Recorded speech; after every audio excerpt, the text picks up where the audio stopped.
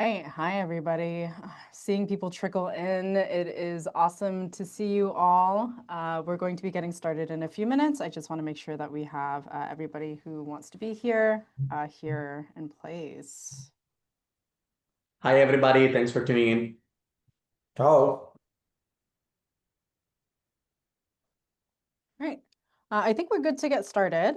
So welcome everybody to the Open Lakehouse and AI webinar. I am really excited to be welcoming two incredibly smart, incredibly forward-thinking gentlemen here today to be presenting with us.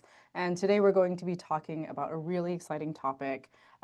Specifically, we're looking at functions to AI agents and how we're reimagining the Lakehouse for an agentic future. And this is really exciting space, thinking about the way that Lakehouse is being redesigned to interface with machines and agents, and all of these really good things that we'll get into in a little bit. So there's a lot of really cool innovations in this space right now, especially in the catalog space, in the governance space, in the metadata space. But a lot of this still is missing a really key piece, which is the ops, right? And so really, how are we managing agents? How are we managing these interfaces? How are we scaling these sort of different processes? And what sort of fine-grained access controls are we able to implement there? And really, how do we measure a lot of the performance of these agents that we're building?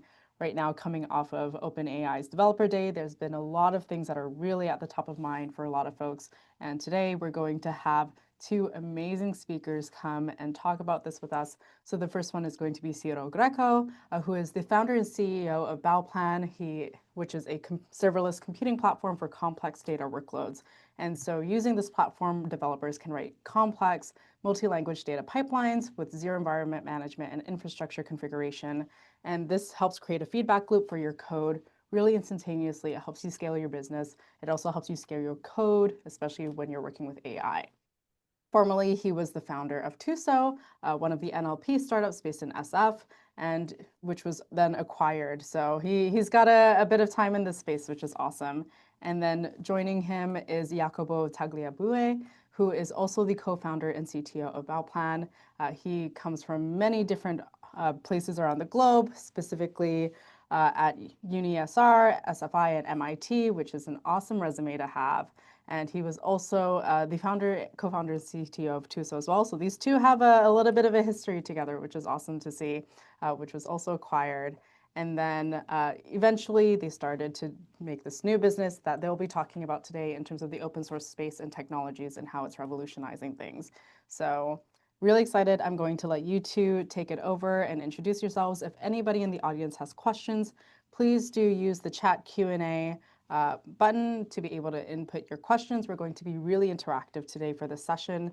And my name is Lisa. I'm from Databricks, and I'm going to be helping host today. Thank you so much. Well, thank you very much for having us. This is great. Thank you.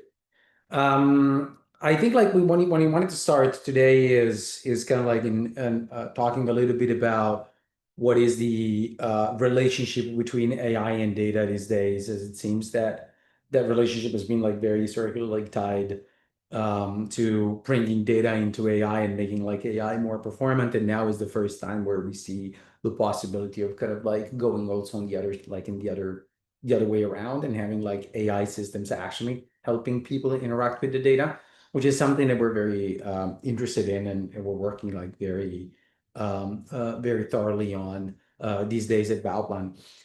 So just like very high level, the point that we're going to make is essentially that AI agents will be accelerating exponentially your access to data, and that we should kind of uh, build towards a world where humans and AI agents will be working a lot on data together.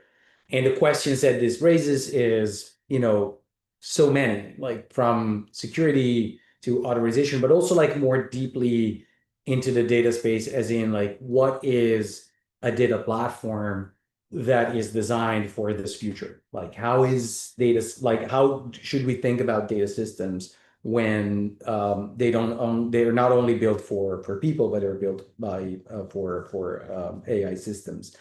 And one of the most important problems that we think right now is creating a lot of friction in the adoption of this is actually the problem of solving trust and security. So I think like generally speaking, like we're kind of like all in agreement that this is going to happen. But the most folks are just like kind of like wait and see attitude, because like like you don't necessarily want the AI agents to work with your data or in your runtime like without like the right guardrails. Generally speaking, like we consider like AI agents like a special type of software system that can perceive and reason and do some steps in autonomy, which kind of like makes agents different than just like copy and pasting things in ChatGPT. It's more like a system that will have to have access to your data systems to do a bunch of stuff and plan a multi-step reasoning, and then do something with minimal or, in our wildest dreams, even no supervision for certain pieces of their workflows, at the very least. So typically, an AI agent will look like something like this. In the specific use case of data, you can imagine, a human interacting with a data system and asking, for instance, questions that are meaningful for the business. Like how many refunds did we give out last year due to delivery problems? And what we expect the agent to do is basically take this request, reason about it, break it down into a bunch of steps, and then interact with the data system that is below. Like, where is the data that is needed to answer this question? It's not necessarily obvious. It depends on a number of things and how you architected your data platforms, how your data platform exposes this information to the agent, and so on. And then you then send basically the agent into this quest in this loop where it reasons, it does something, it reasons again, it tries something. Does that look like the kind of answer that the user is looking for? Yes, then it comes back. No, it goes back into the loop and tries again and tries again and tries again. So it's like an AI agent is essentially a while loop with a lot of intelligence that is externalized to API calls, and it needs to interact with systems where it can fetch the data, right? So historically, you get like, AI systems being fed with data. So, like good old data-centric AI, as like Andrew Yang and Chris Ray. So the better your data, the better your AI system. And now you get like for the first time also kind of like the reverse, where you start seeing, well, I can actually use AI now to interact with my data and to help me automate a bunch of operations that I usually do to make sure that the data is fresh, reliable, and trustworthy for the AI to work. So now it's becoming like, for the first time in history, kind of like a loop where you use AI to prepare the data, and then you use the data to make your AI better, and so on. The final use case that I see ultimately is always the same. Like, it doesn't matter, like my experience, 95% of the problems that people have with data is about how do I get good ROI out of my data? And that boils down to how you make sure that people can access and do make actionable decisions or build actionable features that matter to the business, like using the data, right?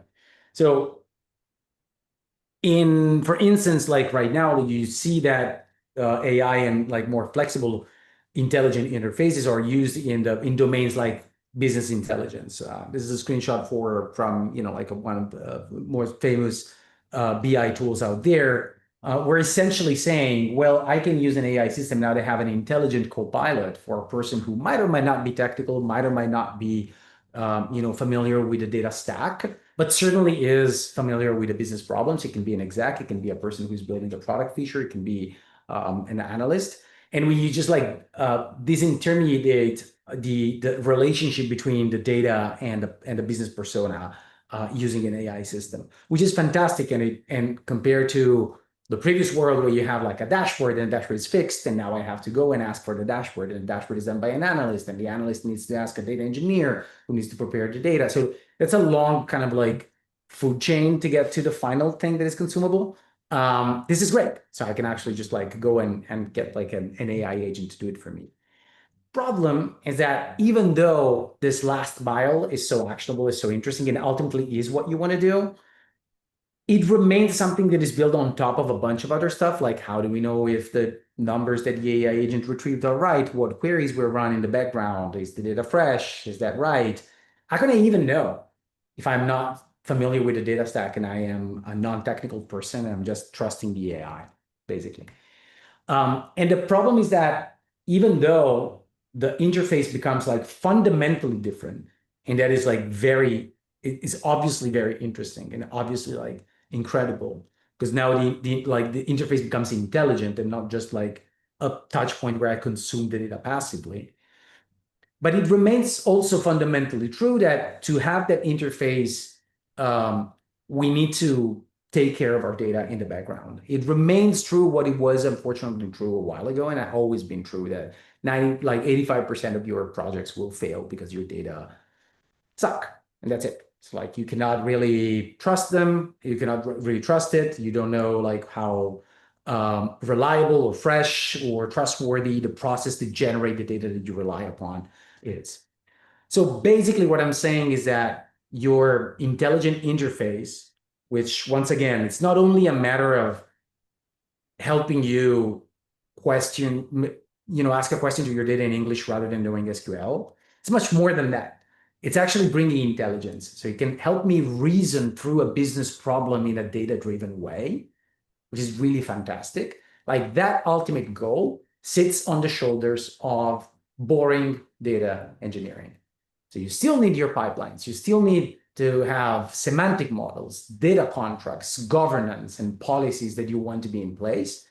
And you still want those things to sit on top of even more fundamental operations like ingestions, transformations, data quality tests, ACID transactions. So like make sure that your data stack is reliable, is repeatable, is a solid foundation for your tip of the iceberg. What you see as your final use case is just one single thing of a gigantic part of, which is essentially your data stack, your data platform, which remains pretty hard to do. So the argument that we want to make today is that your AI will become incredibly valuable in creating intelligent data access to your business personas. And at the same time, that very same AI will play a role in the less visible but fundamental part of building your data ops. And I consider data ops pretty much everything you need to do to make your data reliable, fresh, and trustworthy. So all the work that today is done by a data engineering team or a data platform team can benefit from a type of automation that is also intelligent. And so the vision that we have is that your AI agents will not only help the business persona, but they're going to span throughout the entire life cycle of your data.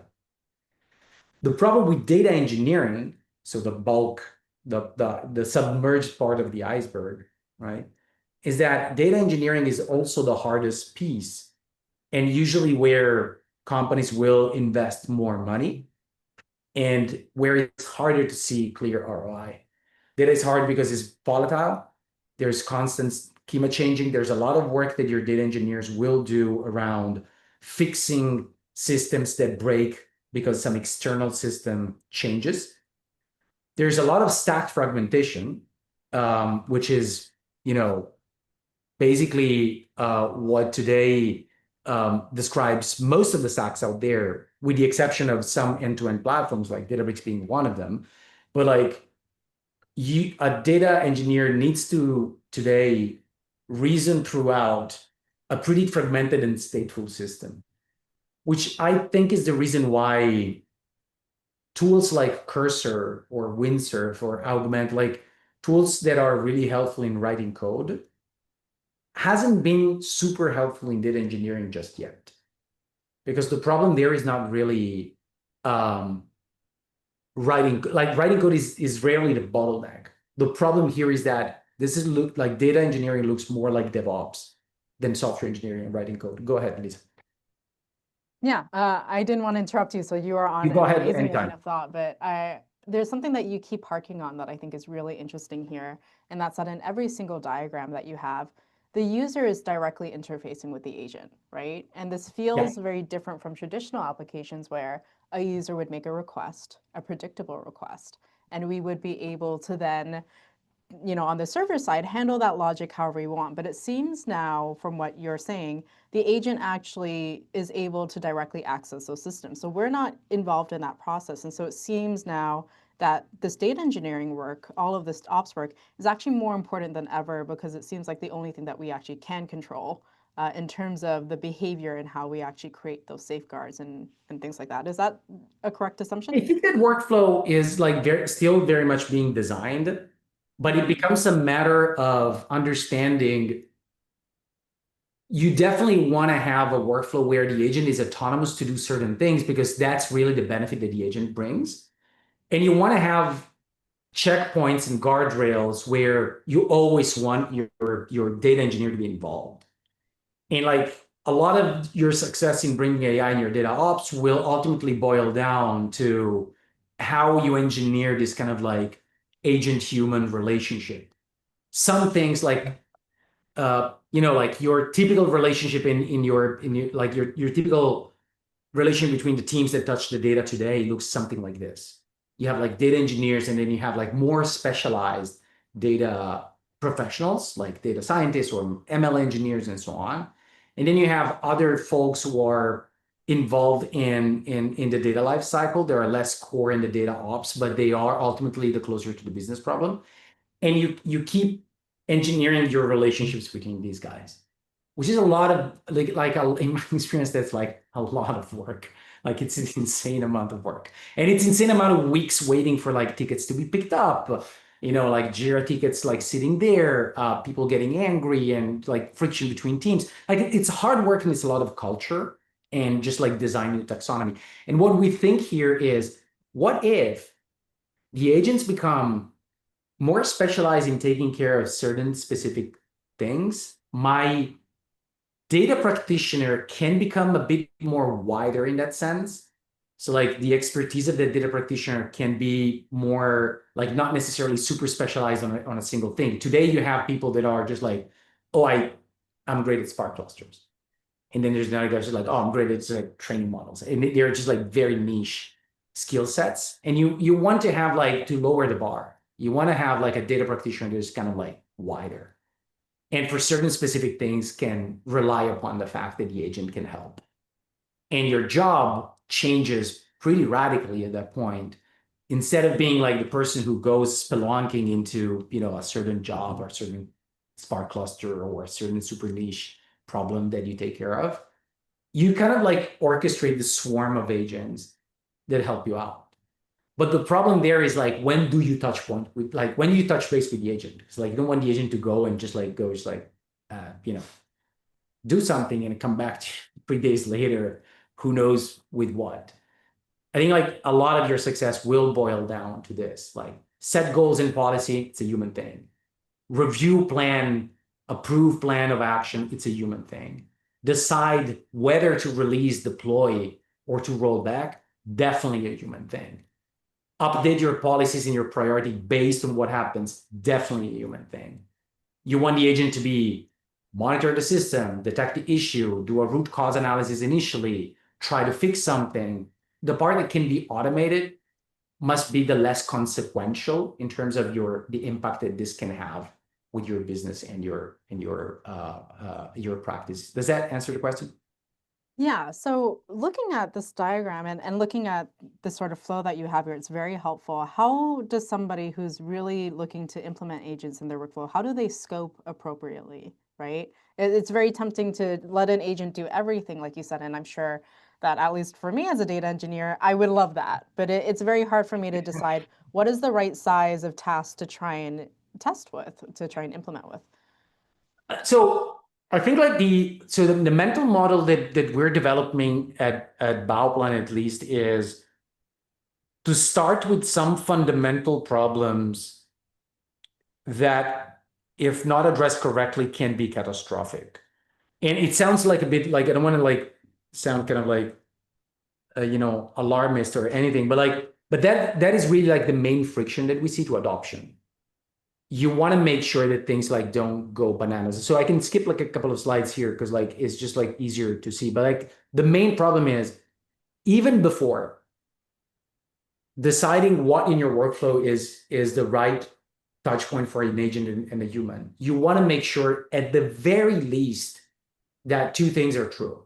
The agent cannot screw up your runtime.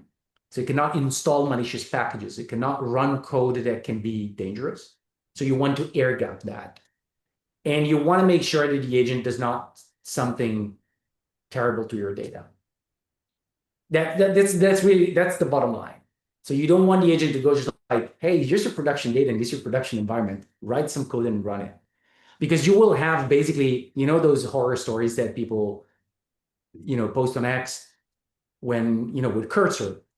And you go like, oh, I vibe coded an app, and then all of a sudden, like this thing kind of like went bananas.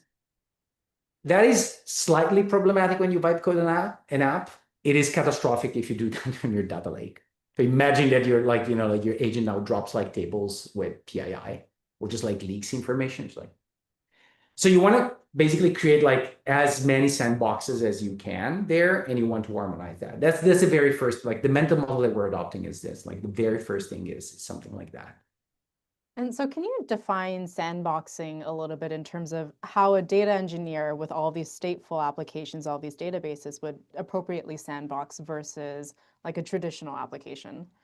Right. So in that case, like, so in that case, I think like the Lakehouse design is particularly well suited. You basically want to do something like this, right? Like you want to diminish the fragmentation because like you want, like it's easier to sandbox a single thing rather than many, right? And it's easier to keep control over what the agent does if your system is somehow vertically integrated with your data, right? And the good thing is that the Lakehouse design now provides one solid foundation for your storage. So you can dump stuff in object storage. And you do have the possibility to version your data using open table formats. So the first advice that I would give is think of versioning of your data as your tables. Think of two things. Think of centralizing data in one place as the first thing, because it simplifies a lot. And then versioning must be really a first-class citizen, because that brings the foundation for you to then create like some kind of Git like semantics over your data, so you can create sandboxes of your data without copying the data over and over again. The cool thing about open table formats is that you can do zero copies, right? You can do copies that are very efficient in terms of both performances and costs. So you want to have that kind of foundation. And then the other piece, which I think like the industry right now is thinking more about that rather than the data. I think the data is still fairly new, is your sandboxing needs, like your runtime needs to be sandboxed. Like whatever process runs the agent needs to be air gapped from the host, because that is a place where the agent can go on the internet and download a package. And that's what you don't want to do. So the way we are, you know, there are several ways to implement this, of course, but like the way we are thinking about this is your runtime can be a function, like to have a mental model, something like a Lambda. So basically like a containerized function that is separated from the host and separated from any other process. So your pipelines become a bunch of like functions that are completely isolated. And your data is always a zero copy of some kind of data that is in a open table format. So if you do these two things, worst case, like even if the agent goes absolutely, you know, rogue, you know, basically, you know, what can happen? Like worst case scenario, you have a branch of your data and your runtime where the agent did something profoundly idiotic, and you go, okay, that's fine. I can just like roll back and delete the branch. That's awesome. So for the audience, none of those questions were planned. I just keep throwing Ciro all of these like hard balls, and he keeps knocking them out of the park. So thank you so much. I'll let you get back to the presentation, but we definitely look forward to asking more questions to you later. I think like honestly, like the presentation is kind of over. If you want to, I can show you what this looks like in real life, because like the last point that I want to make, so wrapping up, is it's really important that the data ops piece is addressed in this quest of using intelligent systems to democratize data access, which is ultimately the goal. Like ultimately, you want to have good ROI for your data, and that boils down always, with no exception, to somebody who is building something that is meaningful to your business, being able to use the data. And using AI is fantastic because like, I have intelligence in it. The problem is that that thing sits on top of boring stuff that somebody needs to take care of. And the good thing is that the same AI that we can use there to help the final business user can be used to automate a lot of the boring stuff and do way more than with less. To do that, there's a number of things you want to take care of. And as I said, I think the workflow is still very much in the making. I don't think anybody has figured that out yet. We don't know exactly what it's going to look like. But one thing for sure, you want to make sure that the agent is always able to be air gapped, and you are always able to audit exactly what the agent did and to roll back. So the agent needs to be isolated. You need to be able to have like a very clear way to audit what the agent does. And in the most catastrophic scenario, you just travel back in time like nothing happened. That would be like my general recipe for thinking about bringing agents in your data ops, in your data platform. But Jacopo can show you what it looks like if you want. I don't know what time. So very, I think we're good for time so far, but we do have a very related question just before you move on to your hands-on component from Peter in the chat, saying, how about an agent that knows what/how to sandbox? So can we get even more meta with this? And have you seen anything like that like an agent that maybe maintains some sort of container for you, or that writes these sort of configurations even? So there's the distinction between running an agent like in the platform, like running a pipeline in the sense, which is what we're gonna see, and then running a meta sort of an agent at the meta layer when you decide what to run. And then when you run it in the pipeline, the system, Bauplan specifically, is declarative in the sense that the agent or any human cannot really decide how packages are installed or how data is accessed, and that's the virtue of the system. You just say what data you want and what packages you want, and it's the underlying system that makes them available. That's true for human or for agent. It turns out to be a good decision in both cases, but that was the original idea. In fact, our functions don't need internet access because the data is completely provided to them by the underlying system, and the function doesn't know anything about the surrounding of it. So there's no need for explicit, let's say, awareness of the sandboxing aspect, because sandboxing sort of is the default. Actually, it's the only choice that you can make. There's not such thing that you cannot run anything that is not sandbox or branch in Bauplan, even if you want to. And again, there was a design decision that kind of predates this whole movement. It turns out to be just a very good decisions. We were at the LDB a couple of weeks ago, the database conference. There was like Mattei was discussing agents on data stuff, and it was like an agent is kind of a caffeinated intern. That's what that was his way of thinking about this. And so our side is like, well, our platform was built for it to be so easy the intern can use it, and so agents can naturally use it in the same meaningful sense. I think that's a very good mental model of like how things work. If you can make it so that an intern cannot mess things up, an agent will be fine in the same sense. Amazing. Thank you so much. All right, let's get on to this hands-on demo component that I know that you've prepared. Do you want to? Yeah, so you can probably see you see my screen? Yes. So I mean, this is the kind of like a standard, Bauplan page. I just show you basically the job that will run, in this case by Jacopo, by me. This is our public sandbox. By the way, you can try it out for free. You can just sign up at bauplanlabs.com. But what we want to show you now, and it's fun because it's going to be a live demo with a non-deterministic component, with an LLM. Everybody knows that you should never do live demo, even with your own software. But now we're going to do a live demo with non-deterministic software, so it's going to be even more fun. But what we're showing here is like, imagine me as a data person, right? Data engineer, just data scientist. I do a lot of pipelines. I schedule some of the pipelines. I wake up in the morning, I open my Bauplan account, and it's like, oh, there's some failure there, okay? And then, of course, in the old world, option one, I will go inside each one of this, and I will go and retrieve the project, and I will try and figure out what's wrong. And there's nothing bad with it, except for the fact that, as Chiro mentioned, 80% of the time that my company pays me for is about basically babysitting, things that keeps on failing and errors in the data, in the packages, and so on.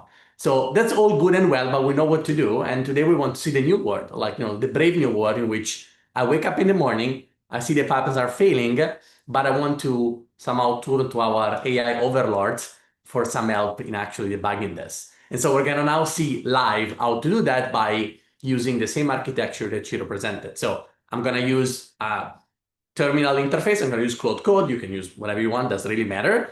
And then we're going to use the Bauplan MCP server, which is going to be the connection between the reasoning of the agent and the Bauplan Lakehouse built on open formats. Going back to Lisa's previous point, we're kind of cutting all the man in the middle, in the sense that the interaction between me and the Lakehouse is going to be literally text, as we're going to see, and it's going to be basically unfiltered. That's why it's so important to have guardrails to not mess things up, because there's literally no filter between my English and what's happening, if not for the MCP server that translates this to API. So let me show you I think I need to, however, show you my terminal, and it's going to be like this. So this is my Visual Studio. Hope you see that. I put it a bit larger. So this is a standard Bauplan project. Doesn't really matter what it does in this specific moment. It's just a pipeline, right? So there's a couple of functions, as we discussed. Bauplan pipelines are simple Python functions. We're using the taxi dataset. We're using some decorator to express in a declarative way the packages that we need. You see here, and there's some pandas logic that does, some transformation that we want to run. Okay. And so I wake up. Remember, I have two failures. I want to use an LLM to debug it. Let's see how we can do it. So I'm just gonna ask Claude Code. This is Claude Code again. You can have it yourself to use the Bauplan MCP and retrieve the failed job in my last hour. Okay. And so once I press enter, the system starts reasoning about it, and it's like, okay, I can call the MCP, I can get the job with status SQL fail, and then I'm gonna let you know which jobs that I actually find out that are wrong. Okay, and remember, it needs to be at least a couple of them. So let's see if Claude doesn't fail on live. Okay, awesome. Okay, so very good. It's like, okay, these are the recent one, which is the one that we saw, and it's like, and there's a bunch of them. Like, what you would like to do, and what we want to do is like, can you help me figure out what's wrong? Okay, so for the two most recent ones, can you please use the logs and the code to figure out what was wrong and tell me the root cause of the failure? Again, there's no filter. I'm just literally telling the agent what to do. The agent is gonna go in the underlying system. You see here, you see all the calls to the MCP server. The system understands. The MCP server is so trivial that it's very easy to understand. Remember the inter metaphor. We're gonna get the job details. The job details are gonna go into the agent. The agent is gonna start reasoning about the system. And we're gonna see here the powerful of having this vertically integrated system, functions, data, all in one, because the system can literally automatically do that. In a few seconds, we figured out that the first problem was a code problem. In this case, you see here, actually you can see here. If you know the taxi data set, that's a misspell of a column. So basically this is a typo. So, like it happens a million times in SQL and Python, you just misspell a column. And so this is why this thing was wrong. And this is a more subtle one, right? So there's another error, which is about package compatibility. We have pandas 2.0, but the release of NumPy basically screw up the container. So the container could not be built and the system figured it out. So in 10 seconds, we have the two diagnoses of what went wrong. And of course, what's the next thing that we can do? Well, let's fix it, right? Thank you. Thank you. Can you modify the modify yourself to fix those issues? Run the pipeline again on a, sorry, it's really hard for me to type when people watch me, even indirectly, I don't know why. on a debug branch and then run the pipeline again to make sure it works. So now what I'm asking the system to do is, okay, can you please just do the code changes yourself if you believe that's a problem, and then can you run it basically on the back branch? I'm gonna allow the edit, and I'm gonna see the system actually making the required change, which is amazing. You're gonna see this in your life. And this is like the escape hatch that Chiro was mentioning, right? We're seeing this thing changes, so I can stop it in any moment in time if I believe the system is doing something that is not correct, okay? I'm gonna give him the ability to check for branches, and then it's gonna say, okay, there's no debug branch. I'm gonna create a debug branch. Again, all of this with minimal instructions, and a branch is a zero copy of our entire lake. It's like Git, but for your data. So now we're running this new pipeline, not on production. We're running this pipeline on a sandbox part of your sandbox. So even if something bad is gonna happen, which I don't think it is because it seems that the code now is correct, this is completely sandbox and won't create any disruption in the downstream system. Running is done. We run all the functions. Let's see to have a confirmation that the job actually status is correct. And once that is done, we can go and check the final result of the system. Okay, so things are run. This is the job that we run. Everything will be on the debug branch. And what I want to do here is I'm gonna do Bauplan branch checkout. I'm gonna actually check the branch that the system just did, and I'm gonna figure out what's in this table. Voila. So in this part of the data branch, as a sandbox, this entire agent recreated the pipeline, build the downstream data model correctly by fixing 2 mistakes in one, and then sends me back the branch in a type of like human in the loop PR type of style, where Jacopo, as a human, can go in, verify that this is correct, verify that the thing actually materializes, and now I can merge it back into the system. So it's kind of like a unified vertical integration of like Git, AI, and normal data engineering, so that my hours of time chasing bugs cuts down to a few minutes of basically interacting with a system that can do most of this by itself. That is awesome. I have a couple questions, and thank you so much. This is a really cool demo and something that's really straightforward. So anybody who's vibe coded anything knows that if you're doing an application, what sometimes will happen is that AI will just commit these gigantic changes to your code base, and you're just trying to get something to work. And this is something that actually gives you more fine-grained control and more visibility into what changes are actually occurring in terms of statefulness. And so in terms of environment, how large of an environment are you reaching out to with this? And have you tried like other types of data, like streaming data, like multimodal? Like what have you experimented with in terms of scoping this out? Oh, yeah. So Bauplan, like bread and butter is like data pipelines, batching or maker batching. So that's our, it's our kind of like, the vast majority of our use cases are into that. And they typically come into flavors, very left, ELT, write or publish type of pattern, which actually is very easy to automate with this kind of reasoning, because at the end of the day, branches are already part of the write or publish pattern thing. And you just basically put them on steroids with the agentic stuff. And then going right or like more right, it's gonna be data and ML AI pipelines of like, I want to call an LLM to reach some data, I want to do some data science, I want to train some models, and then I want to produce a downstream tables to do that. So these are kind of like the two big they're like use cases are mostly like shift, like for us, like now is mostly like kind of like shift left kind of thing. Yeah. Yeah. So another follow-up question on my end, because Git is very easy, in my opinion, to get started with, but very hard to master. Yes. Especially if you're trying to rebase, if you're trying to rewrite histories, if you accidentally committed a secret.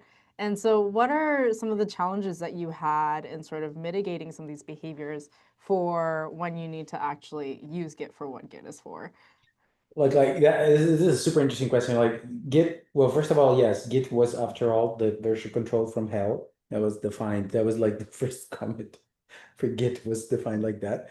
So yeah, it's very hard to master. I think like, so there's one thing that is very important for us is the Git for data has been up until now mostly an analogy. So you kind of like, you have this loose concepts in data that map onto Git, and you say like, well, you have a branch for your code, you have a branch also for Git, for your data, and so on. Now, I think like both the fact that Git for data never like is still not a very widespread practice, and the fact that the number of people, like number of actors that at the same time are going to work on the data is lower than the amount of actors that will at the same time work on a code base, made this analogy go unchallenged for a while. So it's fine if it is an analogy. Now it's like with the AI agents, it's not necessarily the case anymore. So if I have to build towards a future that I think is plausible, there's going to be hundreds of, like for each data team, there's going to be hundreds of agents that kind of like do stuff at the same time. Because that's really what automation is about. It's just like, it's a robot. So having like a very good formal model of what Git for data means is an active area of development for us. And it's pretty unique. Like it's an uncharted territory. Yeah, I love that you mentioned that, because I think I've seen a lot of patterns try and emerge throughout the years that are very tool specific, but also can be hard to adopt, right? Like write, audit, publish comes to mind, like CDC, or even like CDF, like change data feeds. Yeah. And there's always a difficulty there of understanding the diff between databases. And so, how do you merge these things? And how have you taken those sort of patterns as these learnings as you're refining this tool?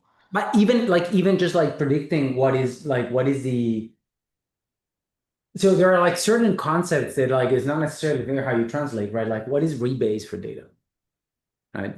Or the other thing is, when we can we deterministically predict what is this the state in which a system will be in a certain scenario? And if you look at what Git for data looks like today in a commercial offering, well, the answer is no. Like the answer is just no. And like, so, which was true for Git as well, by the way. Like Git has been, like the Git that we use for code has been weirdly non-deterministic for a long time. Like people use that in a way that wasn't formally proved for like a long time. But I think like the more we go towards a world where like automation will create like the swarm of little agents doing things together, what we are specifically doing, like we're working a lot on formal proofing. So we want to make like, we have like ways to predict what the stages of the system will be without having to actually do it, but like go through a formal proof, which cuts your space of possibilities by orders of magnitude, and we know deterministically what is going to happen. That is really exciting. And I'm excited to have you back on again once that work starts moving along and we see this in like these giant enterprise systems, and you've had to work on this a little bit more. There's a very important question in the chat that I need to make sure gets answered 100% before we leave. Peter has asked, if you don't say thank you, does the AI mind? That's a good point. Like I think I'm a boomer, so I still interact with this thing like a human. But I think yes, I think you can probably drop the thank you and the insults. Sometimes at least me, when when the system doesn't do what you want, you really try not to be very very direct about it. But yes, but I think that's why it's so important to sandbox the AI, because like even if it gets angry at you because you're rude, it cannot drop your tables, right? Like it cannot really, do you harm. Have you guys had to integrate any sort of like sensitive workflows or encrypted workflows, like places where you really don't want a human in there, but you still need to transform or work with the data in some sort of way? So all our platforms work in single tenant isolation, and the buckets, like the data is always on our customer like bucket. So whatever level of security they want for the data, so they want encryption at rest, and then there's gonna be some key somewhere that only the runners, only the actual function can access inside. That's totally supported by the platform. Our platform does never see the data per se, because we operate at the control level, and then the workers can be in our managed system or in customer system, but they're all single tenant privately linked with the actual data. So we actually have no idea what goes on in the data part of the transformation. Well, especially because like our customers tend to be like financial services, like they easily go into realms where this is important. So we have like a few customers that do like we certainly have a big customer that processes like an insane amount of PII in Europe. And we have like some financial services related companies that use the platform today. So even if they're operating like a smaller scale, they're still very protective for regulatory reasons. But to be very clear, agents, like the entire platform access through API, and agents are users which identity and roles can be scoped down like you would guess that it is, right? So you can have a user like Jacopo, which now is acting with Cloud Code using an API key that pertains to an agent that will, like they're being scoped down to just, I don't know, be read-only or, for example, or just, like write some tables or whatnot. So like it goes like agents are at the end of the day, again, just interns. So you can just scope down their privileges to make them harmless. But I think the point of this entire presentation is that it doesn't matter how harmless you make, to be useful, they need to be able to do something. Otherwise, you could just read stuff. Like, again, at the end of the day, the difference between reading and like actual data engineering is useful because you write stuff. And so they need to write something. And as we always say, writes in Bauplan are immutable, but never fatal, right? So every write is always be there. So you can never, there's always auditable, but the error is always recoverable because of this entire branching and committing and rollback type of thing. So you kind of have, we think we have the both of both words. You can do stuff, move fast, but don't break things. You can always go back. Love it. And I think that was an amazing answer for us to begin wrapping up on. So we did do a poll earlier asking folks how they were using agents right now. And I want to share the results. And I want Ciro and Jacopo to comment how they're using agents and to provide any closing remarks in terms of how they're seeing agents being used out in the wild, how they're using agents, how they see agents in the future. I think like this matches, like this poll like matches my experience a lot. Like writing code, 100% like what people do today. Data engineering is more ops heavy than just writing code. The bottleneck is rarely writing the code. The bottleneck is orchestrating and figuring out how to operate like a fragmented stateful system. I think like the next phase of the adoption for agents will be systems like that. So DataOps is one case. We focus on that specifically, but DevOps in general, I think, is an area that is up to fantastic disruption thanks to agent, because like it really brings like a kind of automation that we never thought possible, right? Like it's intelligent, like it's more flexible than what we believed it was before.